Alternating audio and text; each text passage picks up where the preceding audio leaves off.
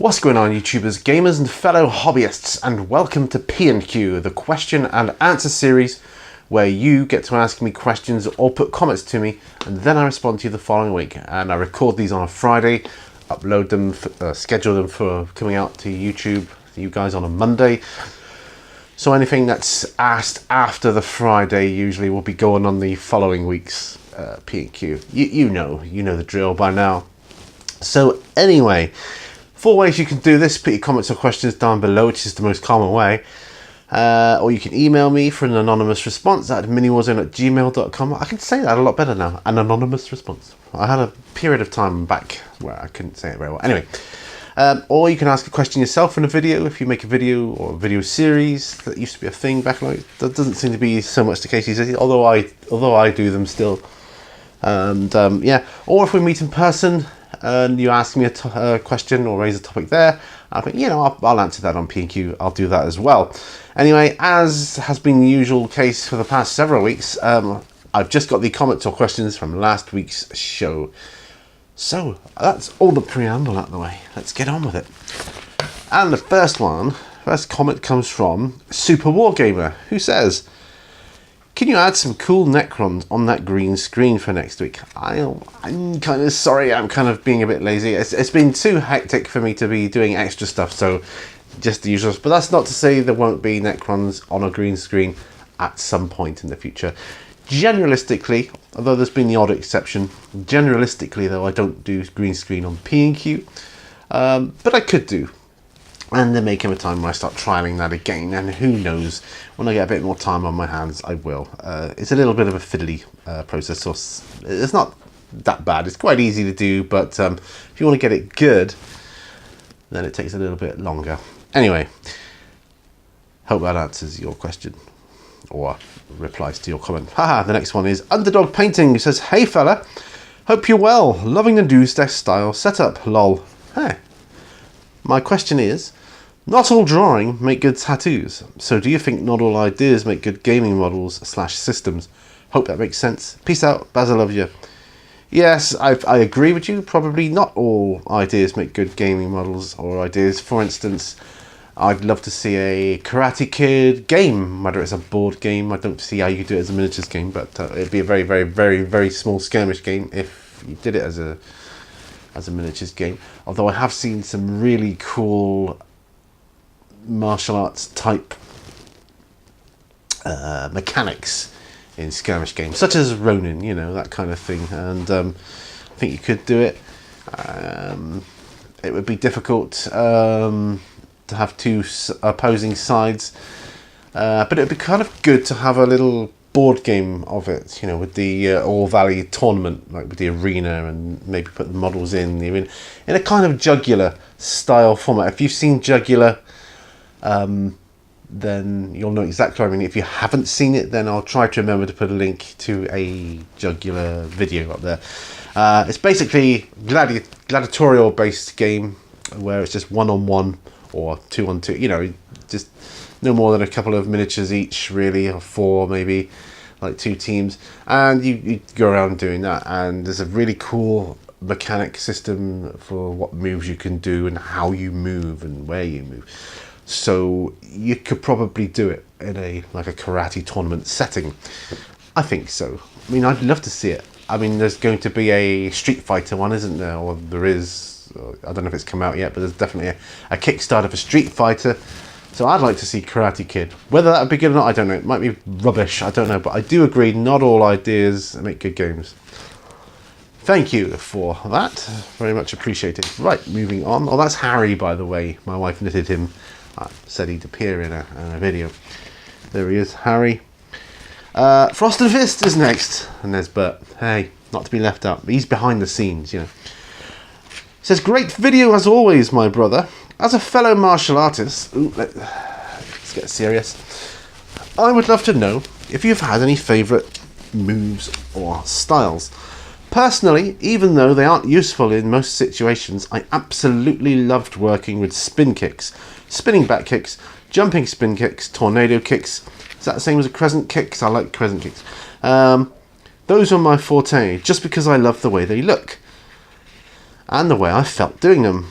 In brackets, though after 2 ACL tears, ooh, those days are over. Don't envy you that. I mean, I had tendonitis back along, and it was a killer. I did have it for the cliched about 6 to 7 weeks, and it was awful. I couldn't even take my shoe off properly. What about your favourites, Sensei Pete? Take care, my friend, and much love to the fam. Thank you very much. I don't know so much if I have favourite moves as methods of execution, such as launching, contouring, you know, where you contour down, say, the arm. You always know the head's going to be at the end of the shoulders, so you can do that without looking, you know, that kind of thing. Torque, dropping your body weight, the marriage of gravity, that kind of thing. That's kind of my favourite. I mean, gravitational marriage is one of my favourites, where you just drop your weight onto your opponent as you're doing. Although, I suppose if I had to pick a move, one of my favourites would be the sandwich elbow strike. You know, where you come in, oops, knocking my stuff over everywhere. Where you come in with a heel palm strike and an inward elbow, wham! You know, just, you know, get the head usually in between these two weapons, and boom, you know, there you go. That's one of my favourites. The heel palm strike, of course, as that goes out, you know, because you've got that, and you've got, you know, the fingers in the eyes as well at the same time. I love all that kind of stuff. Yeah, I'd have to say, kick-wise, like I said, a crescent kick. I do quite like crescent kick, roundhouse kick, and front kick. So it's pretty boring, because I kind of, I don't know, I favour the more practical ones these days, being that much older, so lower down. Not like when I was young, you know, head kicks and spinning kicks, and I loved the flying kick, leaping forward. I mean, I would never, ever, ever use that. Just looked good. And in those days, when I was young and dumb, as they say, and I would enter a competition or tournament, I was more concerned about looking good than actually winning. I know, young, as I said, I've aged a lot since those days. But yeah, thank you for your question. Great question. Fantastic question. All right, Battles in a Blue Shed is next. He's got a couple of questions here. It says, as you have the new AOS set, yes, I do. It's right here. Are you trying out the new technical paints for the ghosts? Absolutely. I've bought them. They arrived yesterday. I ordered them the day I got the Age of Sigmar set, which I haven't opened yet, by the way. I'm still... I'll talk about that in a minute. Which I haven't opened yet. I ordered them the day I got it, and they arrived yesterday. So one is called... Let me see if I can try and remember.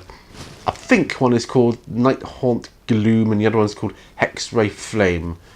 One is a kind of a bluey colour, one's more of a greeny colour, and then of course you can use that oxide one, I forget the name of it now, for another type of look.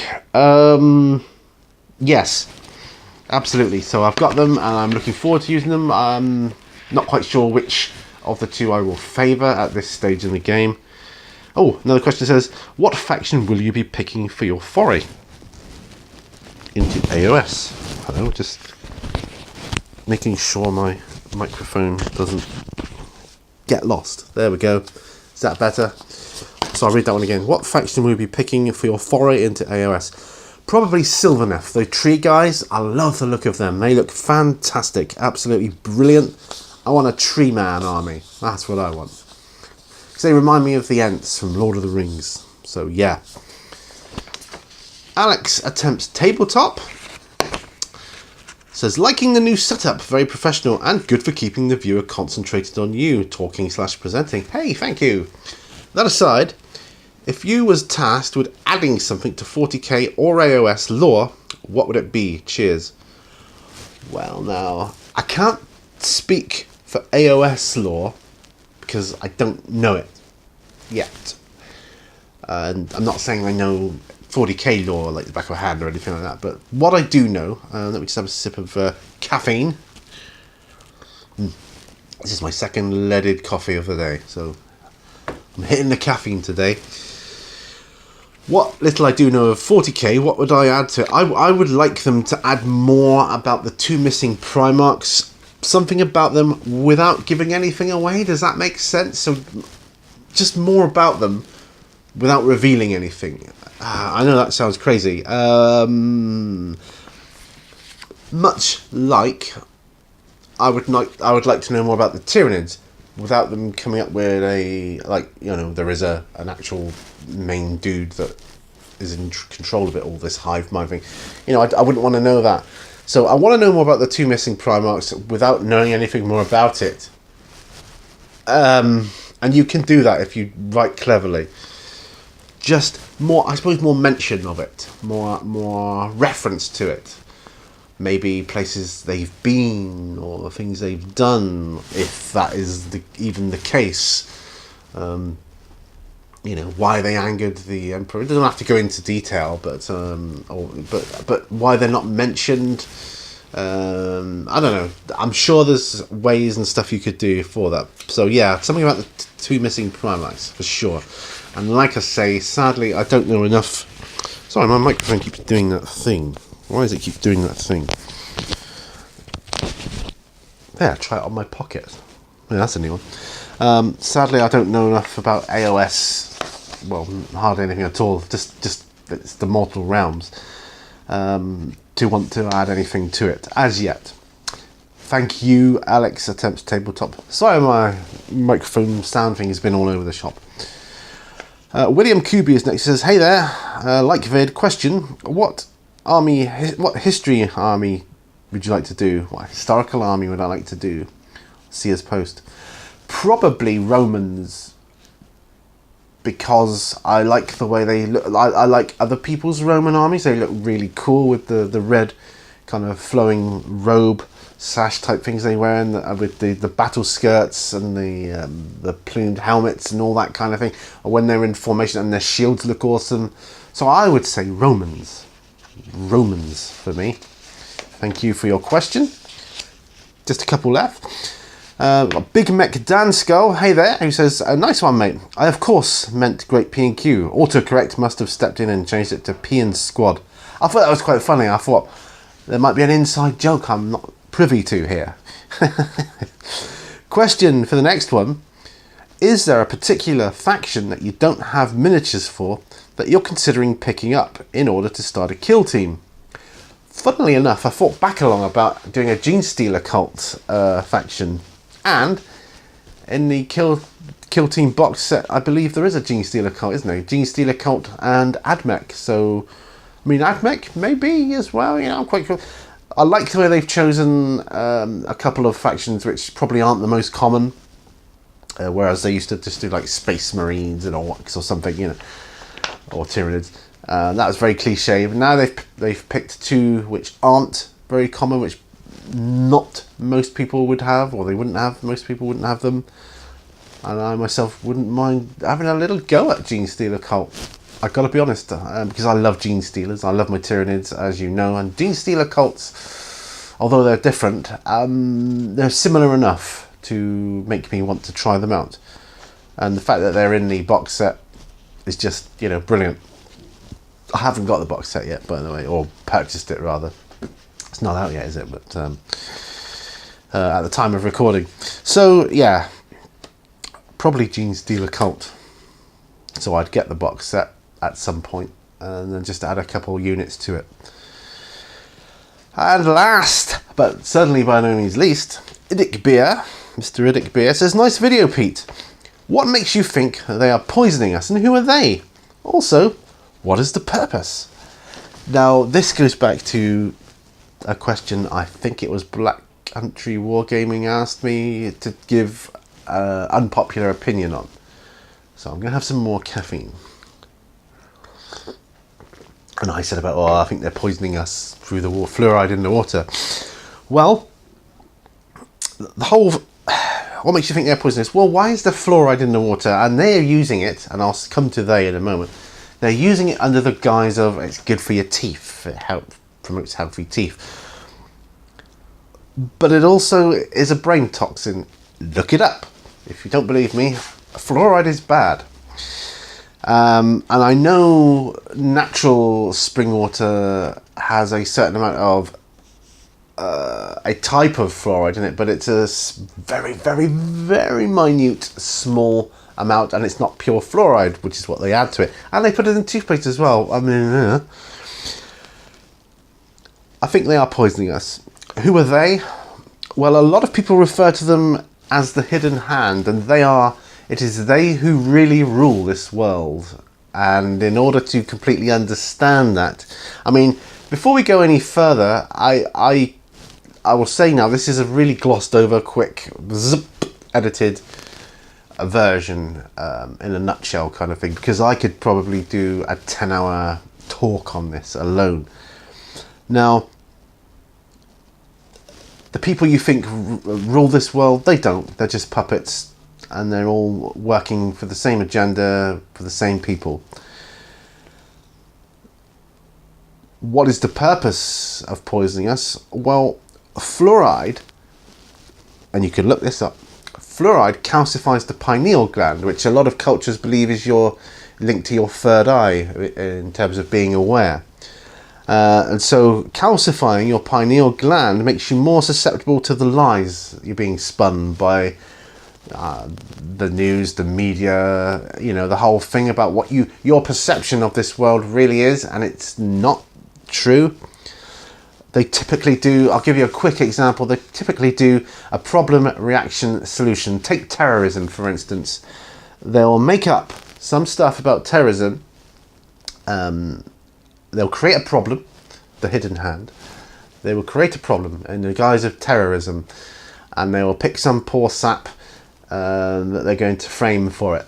All right, and every time there's an explosion, every time you look at the news, they will find a passport, a driving license, and I kid you not, even one newsreel I saw, he left his driving license in the van that he drove into a building which exploded. No, that is, I mean, do they have any idea how ludicrous that sounds?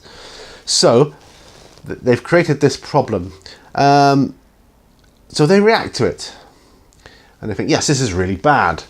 So they're reacting to their own problem. And what we need to do is put more armed police on the streets. So what they wanted to do, what you got to work out is what's really going on. Or what do they not want you to realise what is happening? They want armed police on the streets. Say, this is just an example, by the way. And I'm not getting too much into it because it's just one of those things which shouldn't really be on this channel. But since you asked, so we'll have militia in no time at all. I mean, they're already talking about traffic wardens taking on the role, and a lot of the roles and responsibilities of the police force, whilst the police force are taking on more of the roles of what an armed militia would be. And it's slowly happening, slowly but surely. What you've got to look for, things that they don't want you to know and see, realise what's going on. I mean, what is happening in this world? People love technology. It's brilliant. It's wonderful. So they try and sell it under guises of, yeah, brilliant. We've never been so well off. I mean, take the NHS for instance. Recently came out with a statement saying, we've never treated so many people. But do you realise treating people is not curing people? What they should be doing is curing people. But they don't want to find cures for things because there's too much money in the treatments and medications. These big medication cartels, pharmaceutical companies, they're making billions upon billions upon billions by selling the tablets and the medication to people that need them because there's no cure for it yet. And that's another story. But anyway, yeah. Look at the technology of today, and I've spoken about this in past videos in different guises about how you see kids and they're always on their phone, and people walking. I drove my wife to work the other day, and 10 people in a row. I was counting them. I was like, oh, 1, 2, 3. We're just walking along the street, looking down at their phone. As they're walking, one guy walks into a bramble, and I think he must have scratched his face. He was like, oh, and it was right in front of him as he walked straight into it. So one of the things you've got to look out for instance, what I see is the technology, handhelds. They promoted the handhelds. Next, they went to wearables, your Fitbit watch, your iWatch, stuff like that. So people are kind of wearing their technology. Now they're trying to introduce implantables, and a lot of companies around the world are putting implantables, and they're also talking about having a little chip inserted into your back of your wrist for like your bank and your finances, so you don't need to even worry about that. I mean, where will it end? AI is another thing. But anyway, hang on, what's that? Bert's just informed me, and you can thank Bert for this. Yes, I am mad. He said, "Stop rambling on, Pete. They don't want to hear about that." This is P&Q. So wargaming. But that was the big question at the end there. So sorry to rant on about that. And it's all, just my opinion, of course. So I wouldn't dream of trying to force my opinion on anybody else. So I think I've nipped it in the bud just in time there. But some great questions there. It's been brilliant. The martial arts one, that's fantastic. But just quickly go back, make sure you're aware of what's going on in the world. And if something is happening, some disaster or something, what do they not want you to see? There's always distraction element. You've got to be aware of it. I'd like to think I'm a bit more aware and awakened, and I think the world is waking up slowly but surely. And yeah. Hope to see you next week. Please keep those questions coming in. Remember, all brushes lead to war. And bye for now. Bye-bye.